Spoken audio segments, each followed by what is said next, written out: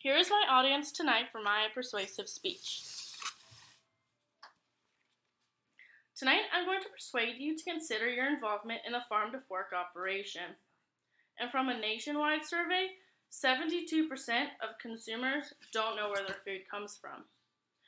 And at a producer standpoint, it's very important to educate those around. The farm-to-fork operation begins with cow-calf operation, where you have mama cows that give birth to either a bull or a heifer. Usually the heifers will be retained into the breeding program, and the bulls, if not suited for the breeding program, will become steers. And at 8 months of age, they'll be weaned and vaccinated for clostridial, blackleg, respiratory, and lepto. And from the cow-calf operations, the steers that were weaned and vaccinated will be sent to a backgrounder. A backgrounder will then put them on pasture land for 3 months to help build muscle and frame. The backgrounding operation is very important because it allows the development of that frame, which will hold up for the weight to be held. From the backgrounder, they will be sent to feedlots, where they will be vaccinated again and implanted.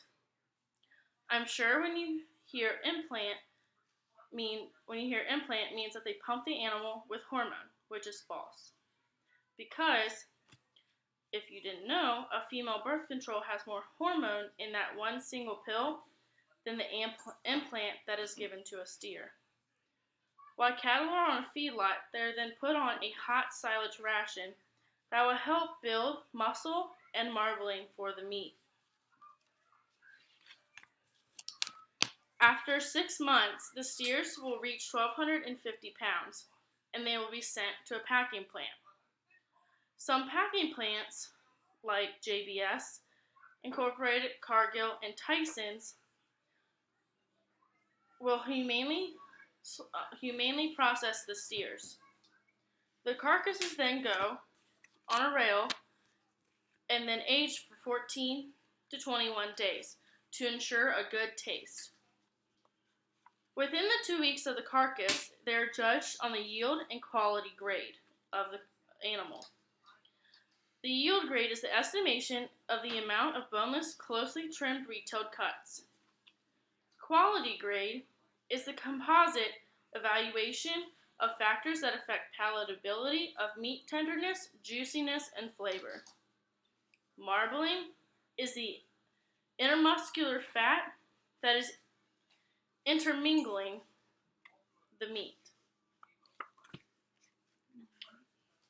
After the aging process, the carcass is then broken down into primal and subprimal cuts.